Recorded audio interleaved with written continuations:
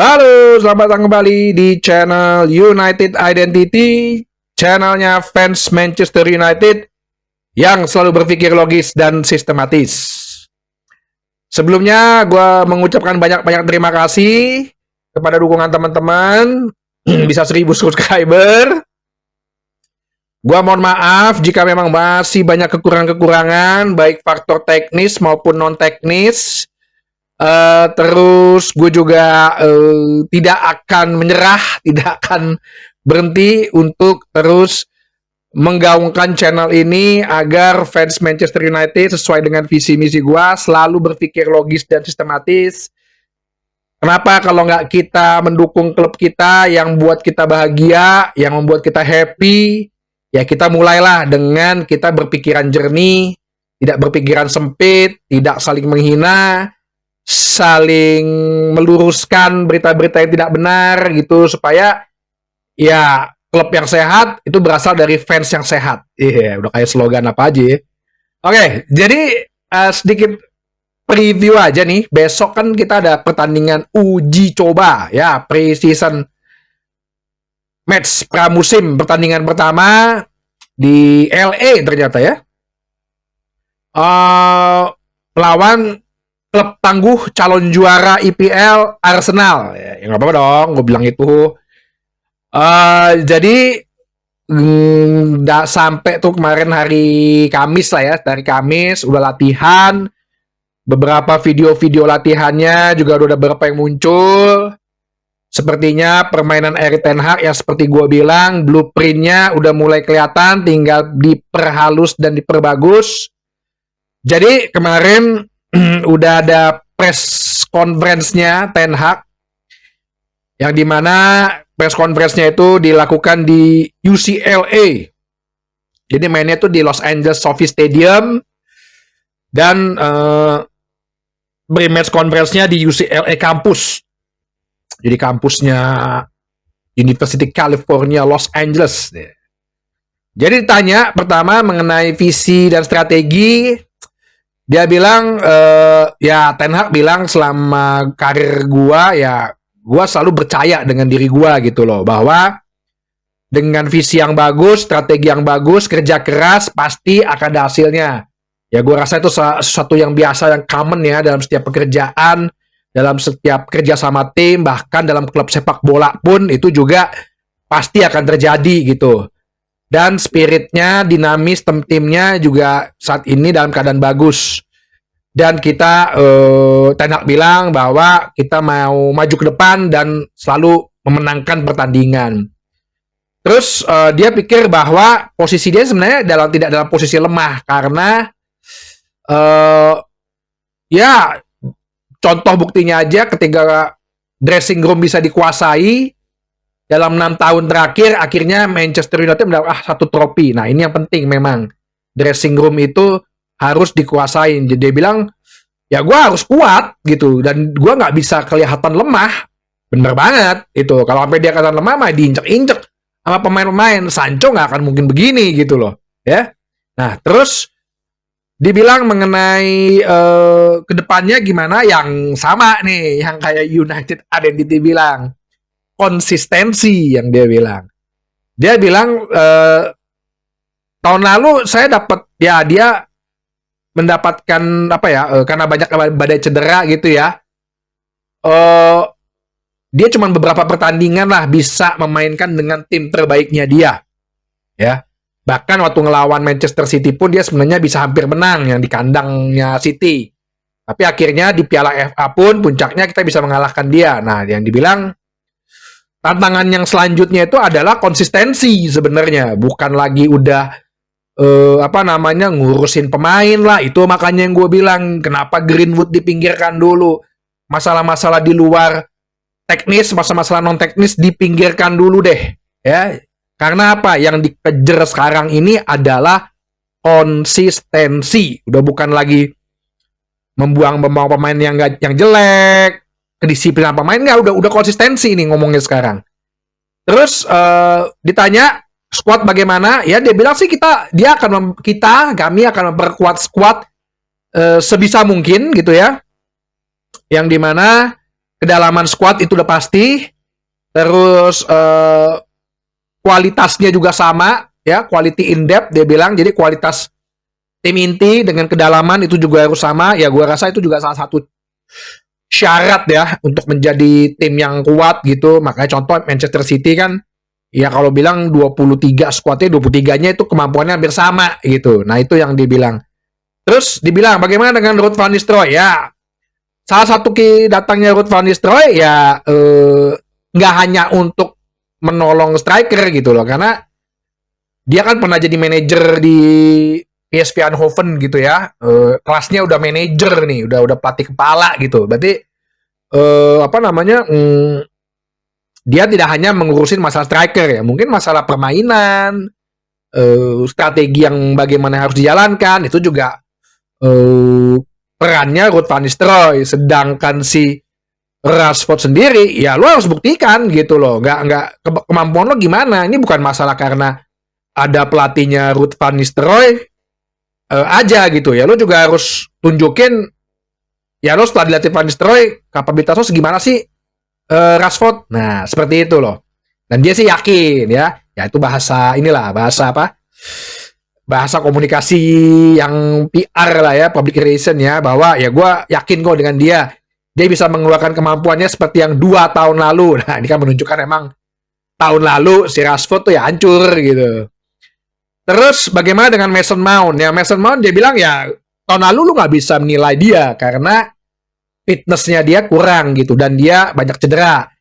Cuman kalau dia fit, dia adalah pemain yang bagus.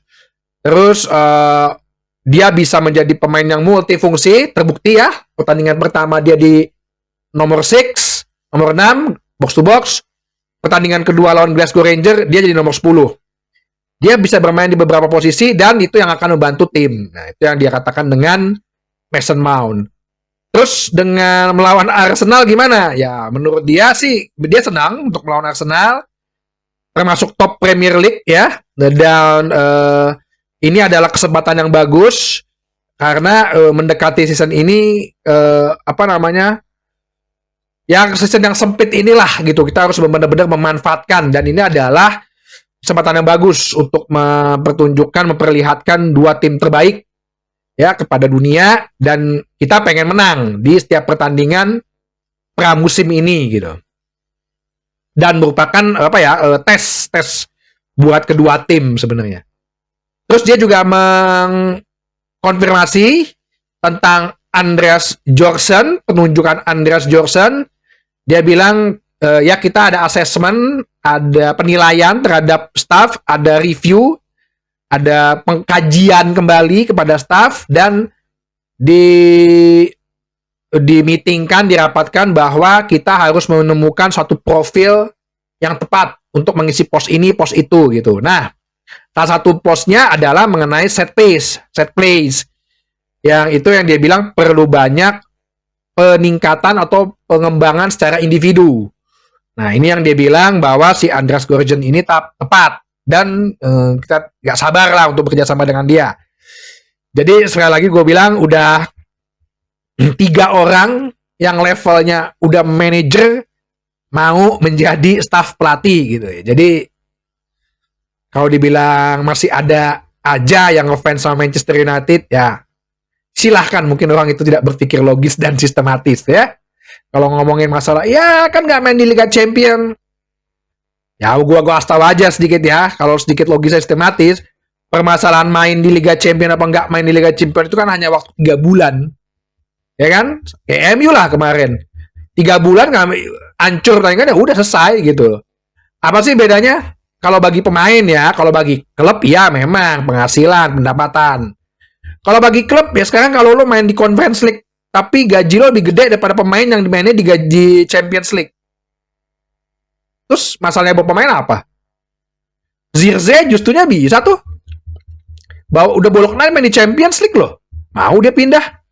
Kenapa ya? Nama besar Manchester United ya, sama mungkin gaji. Itu aja. Si siapa? Lenioro mau tuh. Mungkin dia bisanya ke Madrid, Liverpool, ya. Jadi itu sih. Terus apakah akan ada pemimpin baru di tim, ya dia bilang dinamis katanya, bahwa semua anggota tim punya energi yang bagus, punya apa ya, spirit yang bagus, dan pengen semangat untuk mendapatkan trofi. Jadi bagi dia ya bisa aja ada pergantian kepemimpinan, ya bisa jadi. Terus looking for left backs, dia bilang ya memang ada beberapa posisi yang di enforce, dia tidak secara gamblang nyata menyatakan ya gue pengen back kiri, enggak. Tapi dia bilang kita butuh rencana dulu nih gitu, bagaimana kita untuk mengisi posisi-posisi yang perlu diisi gitu. Terus mengenai cedera, dia bilang sih ya dia melihat bahwa jadwal ini memang padat karena sempit ya juga ya. Kemarin juga gue udah bilang pressure yang tinggi, dan memang tidak hanya Manchester United yang banyak injury, tapi tim lain juga. Dan ya dia sedikit menyinggung mengenai format kompetisi Eropa yang dilakukan tahun ini ya oleh UEFA. Tapi ya dia bilang bahwa ya kita mesti survive dari keadaan ini gitu loh. Jadi yang penting adalah dia bilang ini struktur dari khususnya tim medis. Jadi dia udah mereview di mana dokter yang baru kemarin, dokter Arsenal ya, yang bukan yang itu yang salahin ya, ingat ya. Itu akhirnya bisa menemukan apa yang salah, apa yang kurang, menunjuk fisioterapi yang baru, membuat beberapa perubahan di beberapa lini gitu ya, beberapa tempat di bagian khususnya di bagian medikal. Terus mengubah strategi mengenai medical dan performance, bagaimana untuk improve ya, mungkin ada metode-metode baru gitu ya yang lebih update gitu untuk mereka bisa menjaga health ya, kondisi kesehatannya para pemain. Terus dengan masalah Anthony dan Rashford gimana? Ya dia bilang beda sih sebenarnya, beda latar belakang, beda ini, tapi beda background gitu ya. Tapi yang pasti mereka pengen menang dan mereka adalah pemain-pemain yang bagus.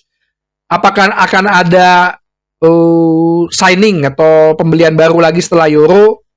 Ya dia bilang kita tetap mempertimbangkan beberapa posisi-posisi yang lowong gitu ya.